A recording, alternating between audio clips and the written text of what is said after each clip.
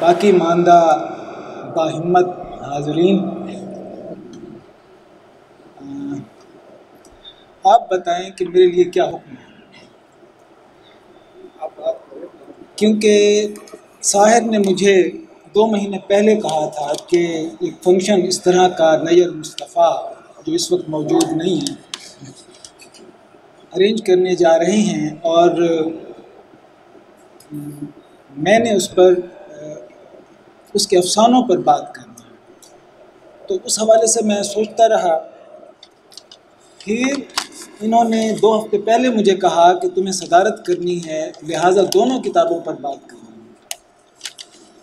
تو میں نے کچھ لکھا ہے، وہ روپوشی کے دنوں کے حوالے سے تو نہیں، اگر آپ کہتے تو میں اس کا بھی تجزیہ کر لیتا، اور وہ بہت اہم ہے وہ حصہ بھی کہ یہ 10-12 سال آخر کہاں گزرے اور کیوں انہوں نے کوئی تخلیقی سرگرمی نہیں دکھائی۔ اب ایسا ہے کہ یہ ساحر فیصلہ کریں کہ میں 2-4 جملوں میں اپنی بات سمیٹ دوں یا جو لکھا ہے ہوں سارا پڑھوں۔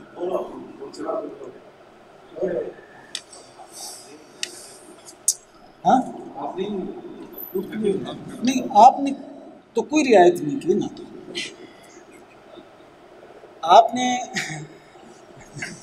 اپنی گفتگو میں کوئی رعایت نہیں، بات سنی جائے گی، ریکارڈ ہو رہی ہے آپ جیسے۔ میں 2-4 لوگوں کے لیے ہی لکھ کر لایا۔ میں نے آپ کو بتایا تھا کہ میں پورا موب کو سنانے کے لیے نہیں لکھ رہا، لیکن پھر بھی مجھے یہ احساس ہے کہ آپ لوگ 2 بجے سے یہاں بیٹھے ہوئے ہیں، سارا سنا۔ اس کا عنوان ہے اکیلے لوگوں کے ہجوم میں تنہا ساحر اور خودکشی کا دعوت نامہ۔ ایک ایسا سماج جہاں روسوں کے اعترافات کی گنجائش نہ ہو، اور ایسے ہی معاشرے جو سیاسی، سماجی اور مذہبی جبر میں جکڑے ہوئے ہوں، جہاں جرأت اظہار مصلحتوں میں ملفوف ہو جائے، وہاں سچ سننے کا حوصلہ بھی نہیں رہتا۔ لیکن ریاستی جبر پابندیوں کا جال جہاں تک بھی پھیلائے، فطرت پر روک نہیں لگا سکتا۔ سچے تخلیق کار اپنی تخلیقی سرگرمیوں سے جبر کے ماحول کو بدلنے کی کوشش کرتے رہتے ہیں۔ انہیں اظہار کی ایسی آزادی نہیں ہوتی جو ترقی یافتہ معاشروں میں ہوتی ہے، اس لیے وہ آزاد سماج سے درآمدہ ادبی اصناف کے سانچوں کو توڑ پھوڑ کر اور ان میں بسے بھی ادب کی روایتوں کو گھلا ملا کر نئی راہیں تلاش کرتے ہیں۔ وہ حیت اور ساخت میں تبدیلیاں لاتے ہیں اور نئے اسالیب تراشتے ہیں۔ ساحر بھی ایسے ہی سماج کا تخلیق کار ہے۔ اس نے اپنے تخلیقی سفر کے دوران میں کئی تجربے کیے ہیں، سرد موسم میں دھوپ سے خودکشی کا دعوت نامہ تک۔ وہ مختلف اصناف شعر و ادب میں اظہار کے نئے طریقے اور نئے راستے تلاش کرتا رہا ہے۔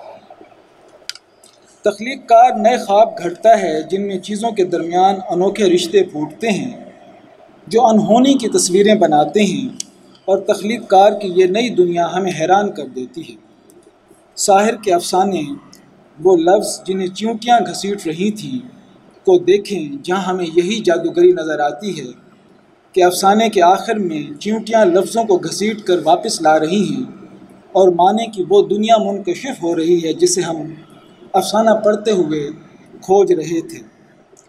ساحر اپنے افسانوں میں مختلف تکنیکوں کو استعمال کرتا ہے۔ ایک زندہ آدمی جو خود کو مرا ہوا بتاتا تھا، میں اس نے ہیلوسینیٹڈ ریئلٹی کی تکنیک استعمال کی ہے، جس میں ایک ہی کردار جو زندہ بھی ہے اور اپنے آپ کو مرا ہوا بھی دیکھتا ہے۔ جدید ادب میں پلاٹ کا روایتی تصور باقی نہیں رہا، جس میں واقعات کے منطقی سلسلے کو پلاٹ قرار دیا جاتا تھا۔ آج کے عہد میں پلاٹ ایسے کل کا نام ہے جس میں ناول یا افسانے کے تمام اجزاء، کردار، مکالمے، واقعات، چیزیں، منظر ایک خاص ترتیب میں رکھ کر ایک اندیکھے دھاگے میں پرو دیا جاتا ہے، اور یہی پلاٹ ہے۔ اس میں منطقی ترتیب نہیں ہوتی، بلکہ تخلیق کار کی من چاہی ترتیب ہوتی ہے۔ عالمی ادب سے اس کی بے شمار مثالیں دی جا سکتی ہیں۔ ساحر کے افسانوں میں پلاٹ کی یہ شکل ہمیں نظر آتی ہے، جیسے ایک کمرہ جو شادی کرنا چاہتا تھا، نیا بدھ اور آدمی جیسا آدمی۔ ساحر روایتی اردو افسانے کا سادہ بیانیہ بھی اختیار کرتا ہے، لیکن اس کی پہچان اس کا خاص اسلوب ہے جس میں وہ علامتی بیانیہ تشکیل دیتا ہے۔ علامت اس کے افسانے کے اندر سے پھوٹتی ہے اور مکمل افسانہ ایک علامت کی شکل اختیار کر لیتا ہے، جیسے اکیلے لوگوں کا ہجوم، نیا بدھ، وہ آدمی جو بہت سوچتا تھا، اور ایک کمرہ جو شادی کرنا چاہتا تھا۔ ساحر اپنے خیال، موضوع اور فکر کی مناسبت سے مختلف تکنیکوں اور اسالیب اختیار کرتا ہے۔ اس نے اپنے افسانوں میں خواب کی تکنیک، شعور کی رو کی تکنیک، خود کلامی کی تکنیک، تلازمہ خیال اور آزاد تلازمہ خیال کو کامیابی سے برتا ہے، اور منظوم افسانے کا تجربہ بھی کیا ہے، جس کی مثال بیچارہ اسٹیفن ہے۔ جدید تنقید، فارملسٹ ہوں یا اسٹرکچرلسٹ، فن پارے کو کل کی حیثیت یا کلی حیثیت سے جانتے ہیں، جبکہ ہم روایتی طور پر فن پارے کے اجزاء، کردار، پلاٹ، مکالمہ، منظر نگاری، کہانی پر نظر رکھتے ہیں اور تاریخی یا نفسیاتی حوالے سے ان کی تفہیم کرتے ہیں۔ ساحر کے افسانوں اور نثری نظموں کو جدید ادب کے تناظر میں دیکھنا ہوگا۔ نثری نظم جدید اور مشکل تر صنف سخن ہے۔ جہاں اس صنف میں شعری اظہار و ابلاغ کے لیے آسانیاں دکھائی دیتی ہیں، وہاں شاعر کے لیے تخلیقی اظہار کے تقاضے بھی مخفی ہیں۔ یہ درست ہے کہ نثری نظم میں عروضی پابندیوں سے آزادی حاصل ہوتی ہے، لیکن صرف عروضی پابندیوں سے۔ یہ ذہن میں رہے کہ شعری تقاضوں کو نبھائے بغیر نثری نظم نہیں کہی جا سکتی، اور خلاق ذہن ہی انہیں نبھا سکتا ہے۔ شعریت ہی نثری نظم کی روح اور توانائی ہے۔ خلاق ذہن ایسا سوچتا ہے جو ہم نہیں سوچ سکتے۔ وہ نہ صرف ایسا سوچتا ہے بلکہ اظہار کے ایسے سانچے بھی ایجاد کرتا ہے، اور ایسے نئے اسالیب دریافت کرتا ہے، اور ایسی ہیئتیں گھڑتا ہے جو ہم جیسے عام لکھاری نہ سوچ سکتے ہیں، نہ ان پیمانوں کو دریافت کر سکتے ہیں۔ ساحر ایسا ہی خلاق ذہن رکھتا ہے۔ وہ 21ویں صدی کا تخلیق کار ہے اور جدید عہد کے انسانوں کے مسائل پر نظر رکھتا ہے۔ انیس ناگی کے بقول وہ انسانوں کے آر پار دیکھتا ہے۔ ساحر نے نثری نظموں میں بھی اپنے خلاق ذہن کے کرشمے دکھائے ہیں اور حیت اور اسلوب کے نئے تجربے کیے ہیں، لیکن ہمیں ساحر کے افسانوں اور نثری نظموں میں اسلوب کے نئے پن پر توجہ نہیں دینی چاہیے، بلکہ انہیں کلی حیثیت میں دیکھنا چاہیے۔ فن کے اظہار میں اسالیب کا نیا پن محض چونکانے کے لیے نہیں ہوتا، بلکہ اظہار و ابلاغ کے نئے قرینے معنوں کے نئے جہان منکشف کرتے ہیں۔ ساحر کے یہاں ایسی ہی صورت نظر آتی ہے۔ وہ امیجز تخلیق کرتا ہے، علامتوں سے کام لیتا ہے، اور بعض اوقات اس کے برعکس وہ جذبوں کو پرسونیفائی کر دیتا ہے۔ وہ مختلف تکنیکوں کو استعمال میں لاتا ہے، جیسے اس کی نظموں ہم زندہ رہتے ہیں، نیند کی موت پر خواب کا ماتم، خودکشی کے ہفتے کا پہلا دن، نظم کے ہاتھ پر لکھی ہوئی بد دعا میں کولاج کی تکنیک استعمال کی گئی ہے۔ ساحر علامتوں کا ایک نظام تشکیل دیتا ہے، اس کی نظمیں ایک علامت کی حیثیت اختیار کر لیتی ہیں۔ آدھا زندہ مجسمہ، بھاگتے ہوئے گزاری گئی زندگی، خودکشی کا دعوت نامہ، خواب میں کچھ بھی دیکھا جا سکتا ہے، جنگلے سے باہر اگی ہوئی تنہائی اس کی مثالیں ہیں۔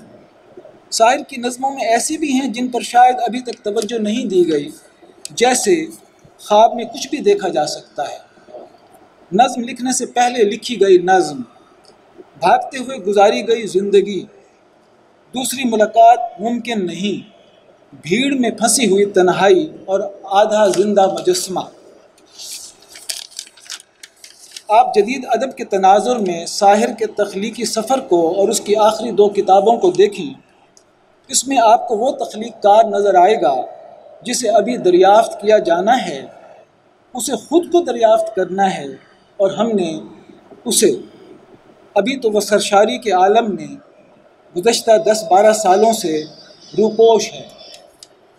یہ روپوشی کی وجہ ہے۔ جتنا میرا مطالعہ ہے اور جتنا میں نے ساحر کو پڑھا ہے، تو میں اتنا جانتا ہوں کہ وہ تخلیق کی دنیا کا ساحر ہے، البتہ اس کی جادو کی چھڑی پچھلے کچھ برسوں سے کہیں کھو گئی ہے، جس کی وہ تلاش میں ہے۔ جیسے ہی وہ اسے ملتی ہے ہم اس سے نئے افسانے اور نظمیں سنیں گے۔ میں نے ساحر سے پوچھا، تمہارا دل چاہتا ہے کہ میرے ساتھ بیٹھو اور گپ شپ کرو؟ اس کا جواب تھا، نہیں۔ اس جواب میں وہ خود ہے، اس کے گرد سوچوں کا ہجوم ہے، اکیلے لوگوں کا ہجوم۔ اور آخری جملہ اور بس، یہ سماج جہاں روسوں کے اعترافات ممکن نہیں، وہاں اکیلے لوگوں کے ہجوم میں خودکشی کا دعوت نامہ ہی ممکن ہے۔